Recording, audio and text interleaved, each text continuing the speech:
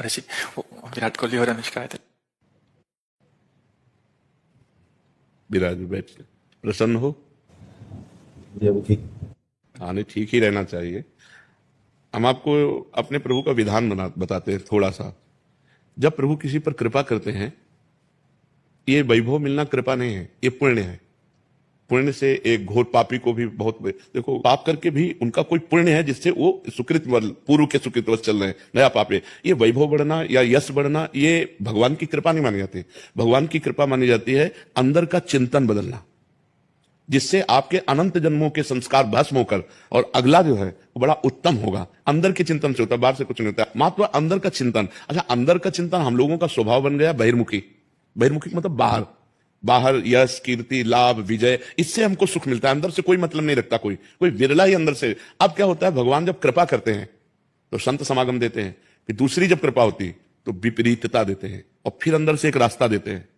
ये मेरा रास्ता है, ये परम शांति का रास्ता है, ये शांति का रास्ता नहीं। भगवान वो रास्ता देते और जीव को अपने पास बुला लेते हैं। बिना प्रतिकूलता के संसार का राग नष्ट नहीं होता। किसी को भी वैराग्य होता है तो संसार की प्रतिकूलता देखकर वैराग्य होता है। सब कुछ हमारे अनुकूल है तो हम आनंदित होकर उसका भोग करते हैं। जब हमारे ऊपर प्रतिकूलता आती है तब ठेस पहुंचती है कि इतना झूठा संसार, तो अंदर से भगवान रास्ता देते हैं। ये सही है। भगवान बिना प्रतिकूलता के इस संसार को छुड़ाने का कोई भी औषधि नहीं रखी। आज तक जितने बड़े महापुरुष हुए हैं, जिनका जीवन बदला है, उनको प्रतिकूलता का दर्शन करके बदला है। तो कभी प्रतिकूलता आए तो उस समय आनंदित हो कि मेरे ऊपर अब भगवान की कृपा हो रही है, कि मुझे सतमार्ग में चलने की प्रेरणा मिल रही है। अगर सतमार्ग छूटा हो, ये सब तो एक सेकंड के लिए आप विचार कीजिए। अब अपना सुधार कर लो, अपने जीवन को सत्य में ले आओ, तो अगला जो होगा वो बहुत जोर का होगा। चाहे जन्म हो तो श्रीवान कुलवान धनवान वैभव संपन्न ऐसे, और भक्ति की अनुकूलता, भक्ति की अनुकूलता। खास बात श्रीवान धनवान कुलवान नहीं, खास बात भक्ति की अनुकूलता। अगर इस जन्म में भगवत प्राप्ति नहीं हुई तो भगवान श्री कृष्ण ने गीता में कहा है कि मेरे भक्त का नाश नहीं होता। मैं कुलवान धनवान श्रीवानों के कुल में जन्म देता हूं और फिर पुनः भक्ति का माहौल देता हूं, और पूर्व का जो भजन छूटा हुआ वहीं से उसको। अब बिल्कुल ऐसे ही रहो जैसे रह रहे हो, बिल्कुल संसारिक बन करके रहो, लेकिन अंदर का चिंतन आपका बदल जाए। अंदर के चिंतन में आपकी यश की भावना न रह जाए, अंदर के चिंतन में आपको धन बढ़ाने की भावना न रह जाए। अंदर का चिंतन हो जाए, प्रभु बहुत जन्म व्यतीत हो गए, अब एक बार आपसे मिलना चाहती हूँ, एक बार आपसे मिलना चाहते हैं प्रभु, मुझे आप चाहिए, अब संसार नहीं। तो बात बन जाएगी, तो बात बन जाएगी। तो इसलिए आनंद पूर्वक भगवान का नाम जप करो, बिल्कुल चिंता मत करो। बाबा, क्या नाम जप से हो जाएगा? पूरा।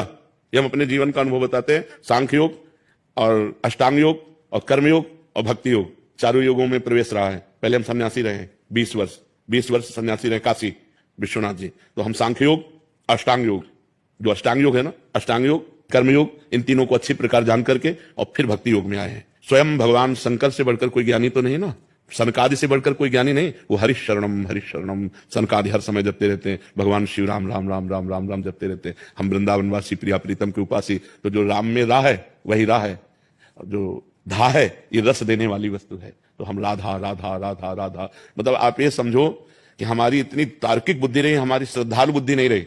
सन्यासी की जो बुद्धि होती है वो तर्क प्रधान होती है, कसौटी पर कसने पर। तो हम केवल भावुकता में राधा राधा का प्रचार नहीं कह रहे कि हमने सुना और ऐसे ग्रंथों में पढ़ा, ऐसे कह रहे, स्वयं स्वाद लेके कह रहे और विश्वास के साथ कह रहे हैं। यदि आप राधा राधा जपते हो तो इसी जन्म में भगवत प्राप्ति हो जाएगी, इसी जन्म में। जैसे किसी से कहा जाए कि तुम सत्य बोलो, मंदिर में चढ़ के बोलो, तो हम मंदिर में नहीं, हम वृंदावन में बैठे हैं। करोड़ों मंदिर इसकी समानता नहीं कर सकते, भगवान का परम धाम है। अगर राधा राधा नाम चल रहा है तो इसी जन्म में भगवत प्राप्ति हो जाएगी। हमारी आखिरी श्वास यदि राधा, तो मुझे श्री जी की प्राप्ति, भगवान की प्राप्ति हो जाएगी। इसमें कोई संशय नहीं और किसी साधनों की कोई आवश्यकता नहीं। आप केवल अंदर ही अंदर चलाइए और लिखिए। देखो, हम जो कह रहे हैं उसको समझो। बहुत अधिक नाम जपने की हमें चेष्टा नहीं करनी, कम संख्या हो लेकिन मन लगा करके हो।